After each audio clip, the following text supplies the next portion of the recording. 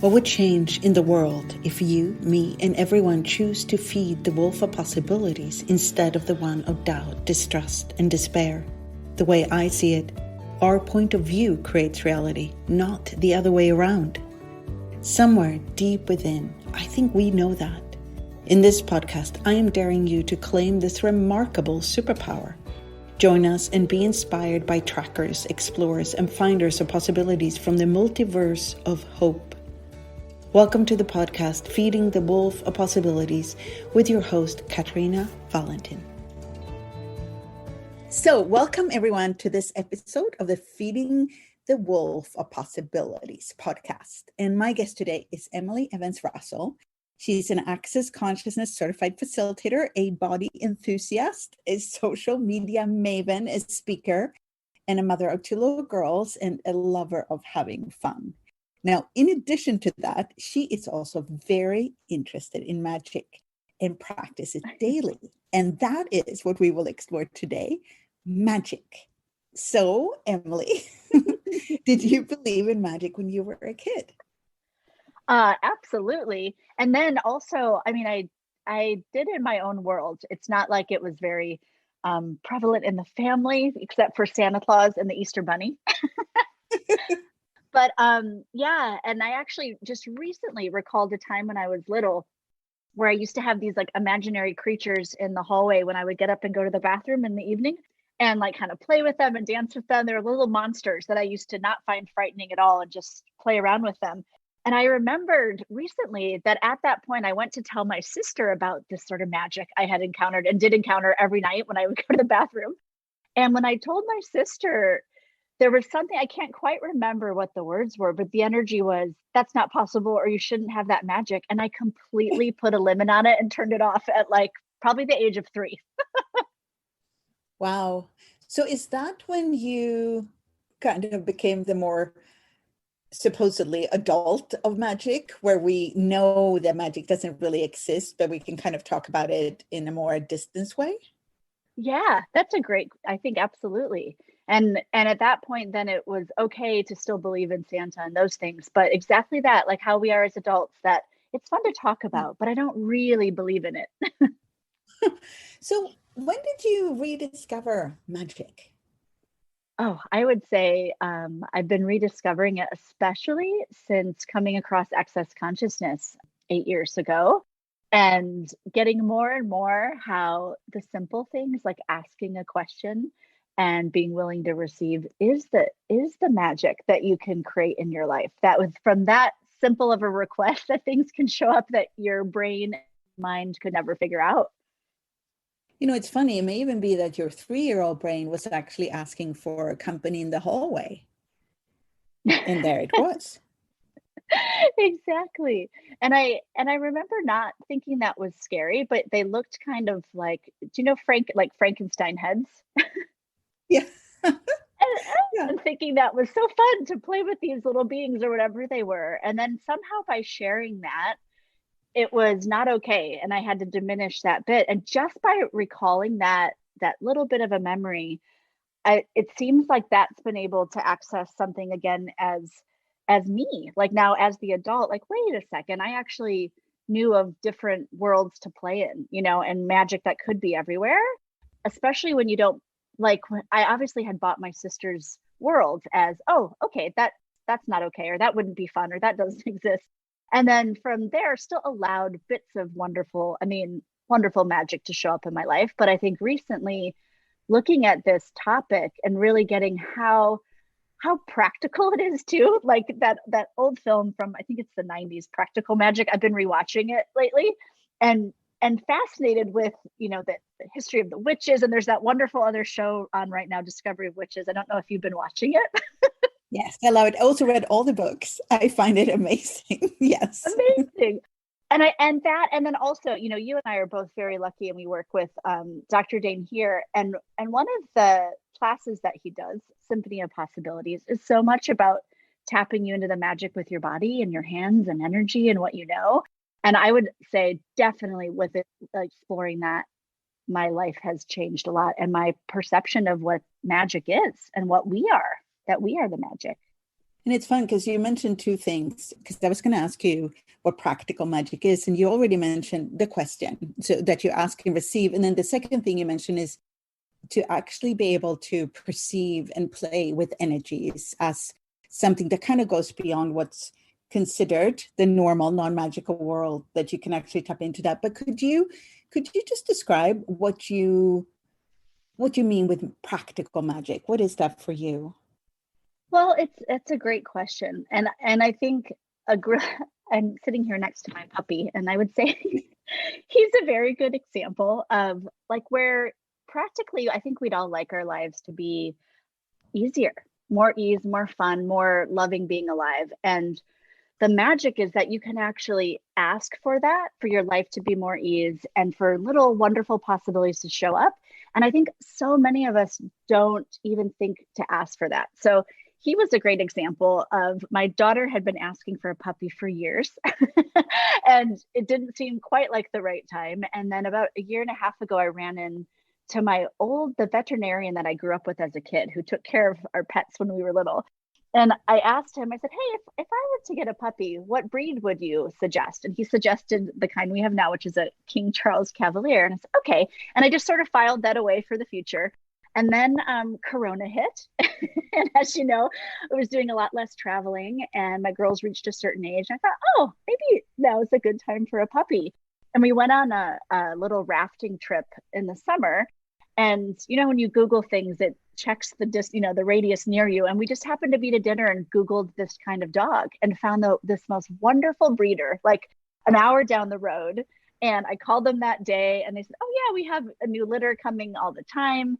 We put our names in and then we had a photo of the sweetest being ever. Because during Corona, you couldn't go visit the puppy. So I just asked, like, what would it take for a sweet being who would be a contribution to our family and we could be to him or her show up. And you could not have picked a better puppy. He's like Mr. Magic, energetic, sweet being. And that's an example of practical magic to me. When your mind couldn't figure that out. I hadn't planned it. I didn't. And by asking a question and following those little clues that show up, like the little magic breadcrumbs along the way, things can show up so much greater than, again, like your head can figure out. And I have been very much a head tripper most of my life, trained in science and analytical. And the magic is like so freeing to get you beyond the limitations of your mind. Yeah, I love that. Some people would call it like synchronicity or flow and things like that, that combine, but the element of not thinking it out is kind of a key to allow the magic to show up. I would say that one of the things for me with magic, in addition to the ease, the energetic part of magic that you mentioned a little bit with the Symphony of Possibilities classes that Dane does, it's actually a training where you learn how to play with energies. Yeah. One of the things with those that truly is magical for me is that it showed me that the world that I've been taught functions and exists in a certain way doesn't necessarily have to be like that. It showed me the outer edges of what we've decided is reality, and then kind of open up something way beyond that. And that for me is magic. Not only that it is magic, but it's magic to be able to be introduced to this.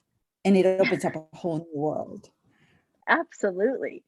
It is that practicality of when that new world opens up, it's like you have access to really change the things in your life you'd like to change or just have be greater. It's that simple, but it's magic to go through that doorway and to choose to be not part of, like you mentioned, the reality here that everyone else that isn't, where we believe there isn't really magic. And when you choose to go, I know there is something different and walk through that doorway, that choice is magic. And then you get to keep exploring all these things that are available beyond that.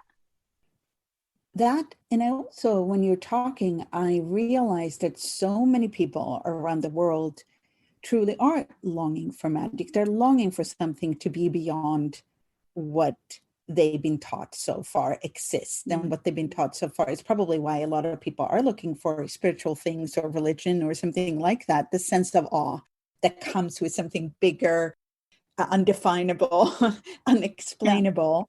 Yeah. So somehow that longing for magic is in all of us. And that leads me to the question, because that could be a conclusion too, that it is in all of us. So do you get that there actually are muggles? That's a great question. I get, yes, there are, whether or not they've thought that they are. But I think a lot of people, although I'd like to hope that everyone could receive the magic in their life, you know me, I'm an eternal optimist, but Yes, I've definitely, definitely though, after being willing to see the world for what it is and people for what they are, I don't know if everyone could actually receive that in their life the way other people can. So the muggles of the world that really rather actually have the comfort of their life, rather, because magic's pretty unpredictable. And that's yes. the fun of it, right? For a lot of us, is that adventure. And in the muggle world, I would say there's definitely people that don't want that. They would like their lives to just be predictable and normal, and that's okay too. But the magic world would shake up their patterns too much, I think, to be enjoyable. So what would you give, like if somebody would like to start practicing to become like a wizard or witch of possibility magic, what kind of tool would you give them to start with?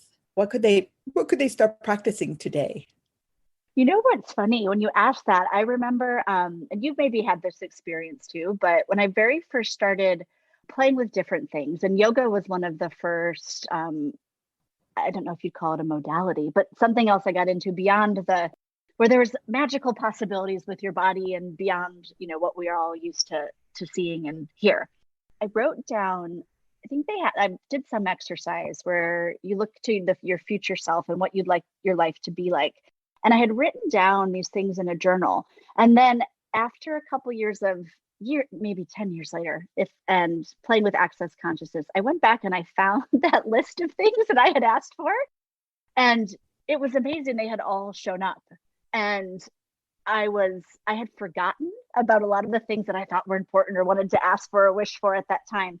And now, with this really recognizing the power of question and how that is the beginning of magic, I would say one of the first things to do is make a list of what could you ask for in your life that you haven't thought you could ask for. And they could be little things or big things, but that you just didn't dare to because you thought it couldn't possibly happen, or you shouldn't, or you wouldn't deserve it, or it was too magical or too far out to ask for that. And write it down, whether you like to have a journal or your phone, and then let it go. It's truly, the magic is asking and requesting of the ever gifting benevolent universe of, hey, these things would be fun for me. And I don't know how it will show up because my mind can't figure it out, but I'm going to ask and request it. And then put that away and go about your life, and then check back in, whether it's months later, a year later. But that's one of the things that for me was some sort of acknowledgement of how powerful our request is in creating the receiving of the magical worlds and the magical living that's available from that request. And also, I like the fact, like putting it away a bit, because one of the things with the question is that, you basically ask the universe or the consciousness for something, and then it's a pretty big place, the universe, and it takes a bit of time for it to rearrange itself. So then you give it the time to rearrange all the different pieces so they can actually actualize, not only for you, but for all other people that are also asking for things. And then one of the things that, in addition to what you were saying about asking, is I had to practice not to be invested in the outcome, but also practice not to have a point of view of how the magic is going to show up. And I think that's one of the things that changed most for me the last few years with how magical my life is, that I stopped having this like trying to force things into the exact magical outcome that I had decided it should be or should look like or should be like. And then instead allow the universe to present it to me in a completely different way than I thought, and usually way better, even though, Yeah. I thought my way was the best way. That's so beautifully put, because I have never done that, of course. No, I've been so focused on the how so much of my life, and that giving up the how. And with that, when you give up the how and you let go of your mind and how the best way you think it could possibly turn out is also where you get to acknowledge the difference of you. And I would say another, like a starting place to start playing with magic, is asking to see your difference. Like, how different am I willing to be? How different am I? Universe, show me, because we are all such unique creatures. And that's where the magic lies, in the way you perceive the world and the universe and the things around you and the things you would ask for and the energies you're aware of are going to be completely different than someone else. And so when you start to create your world from that magic, you have a completely different, like, raindrop or, drop in the ocean that you're playing with that can contribute to everything, but is totally unique to you. Simultaneously. Yeah. Yeah. And I was looking at the window right now when we're talking and watching the forest out there, and it just like it's actually quite amazing that that a lot of people don't believe in magic when the earth is so magical continuously, like the way it functions, the all the intricate ways it's all combined together, and we know a fingernail of the magic that the earth is creating and moving on every day. In that part, in our bodies the same, like bodies are so magical, the way they function, the way they are able to support us and let us be part of this journey on the earth together. And so it's funny, it's like that dismissal, where do you think that comes from? Why are we dismissing the magic that really is in everything around us?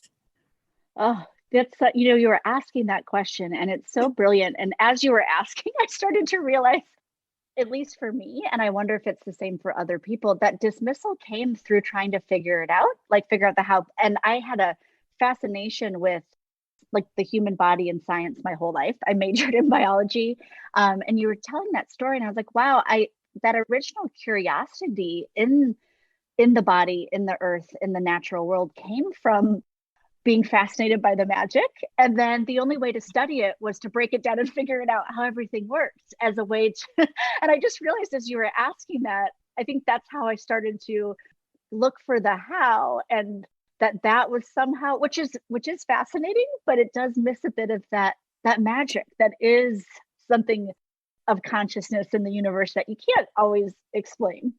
But it's funny because for many, many years, like, I mean, way back in history, scientists and wizards and witchers were, like, a lot of times overlapping. People who had great capacity of new ideas and creating new things. Scientists who had that were sometimes called, witches and wizards and sorcerers, because it didn't exist before. And a lot of the things that exist today that has scientifically been discovered would have clearly been called magic 100 years ago. So Yeah. maybe also these two fields, like you're saying, that curiosity may be one of the meeting points between science and magic, and this whole area of what else is possible, what can we explore that we haven't even considered. And then you can use the magic world and you can use the science world. Maybe it's just to stay in the question that's the key for both of them. That's what I was just going to say. I was like, it's staying in the question, because there are those scientists that even come up with a theory and, like, but this could change because we could get some new awareness or information. And that is how those, like, even a theory is set up, that there's maybe something else in the universe, if we keep questioning and keep asking, that could completely change how we understand this now, which has happened. But I love that, because it is staying in the question and that curiosity that keeps the magic alive, and the possibilities then that come from staying in the question.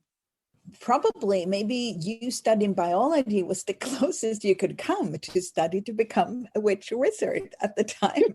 That's like that was the way that was possible right then. And now you found a zillion other ways, obviously. Yeah. And you asked that, I flashed to that, like, why I chose science. And then also in my younger years, I was really fascinated by birth, and chose to become a doula, like a birth assistant at several births. And that was also very a similar thing, where I was amazed by what the body could do. And back in time, historically too, midwives and people were also like those witches that help with the birth. But I think I've always been fascinated by what we can contribute to each other, and what nature can do and our bodies can do.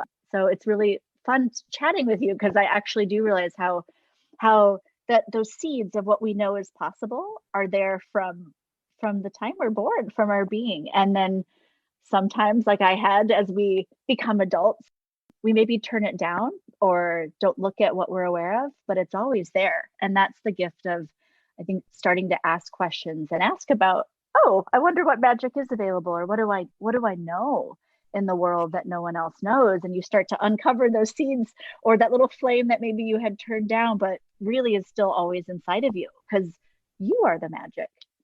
And it's funny when I look at this discovery of witches that we both really enjoy watching or reading. That's what that is about, the science and the witchcraft being really, really closely related and overlapping continuously. And one of the things in that book, or series of books, or TV series, however you take it, how you dig it, is that it requires a little bit of training to get good at either it's science or magic. So if somebody wanted to start training, you suggested already that they do this list where they kind of do the list and then leave it and see what the universe brings. As a final, like if they wanted to try something right now, after they listen to this, could you give them one more thing to try out just to start practicing and maybe even strengthening the magic they already have? Oh, I would suggest something with your energetic capacities in your body. I had, again, decided with my mind that I didn't know about any of this as an adult.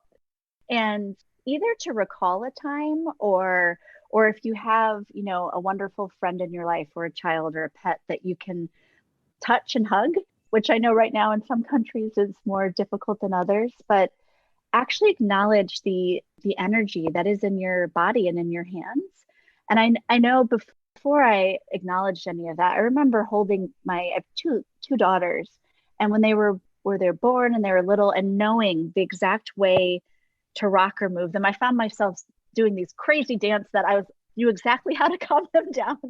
And that was really, when I look back at that, that's the magic of energy, of being aware of the energetic language that babies speak and that you speak, and that somehow we sometimes forget as adults that we know it. So maybe they could just, touching a pet, having a hug with a friend. Oh, sorry. Exactly. I think my internet's a little bad. Yeah, you got broken off there, but that was exactly what I was going to suggest. One of the easiest way to discover magic is to actually, take a moment and hug a friend who will receive you, and just stand there for a little bit longer than you would usually do, and perceive what occurs, like what kind of magic or energy is created just in a moment of the hug. Yeah, it's beautiful. And I think with that, how do they find out more? If they want to know more about you and practical magic, can they find out more somewhere? Absolutely. You could come to my website at emilyevansrussel.com. And I have other little gifts there on energy. And I just am finishing a telecall on practical magic. And by the time people listen to this, that'll probably be in my shop to get as a replay too. So how do they find your website? emilyevansrussel.com.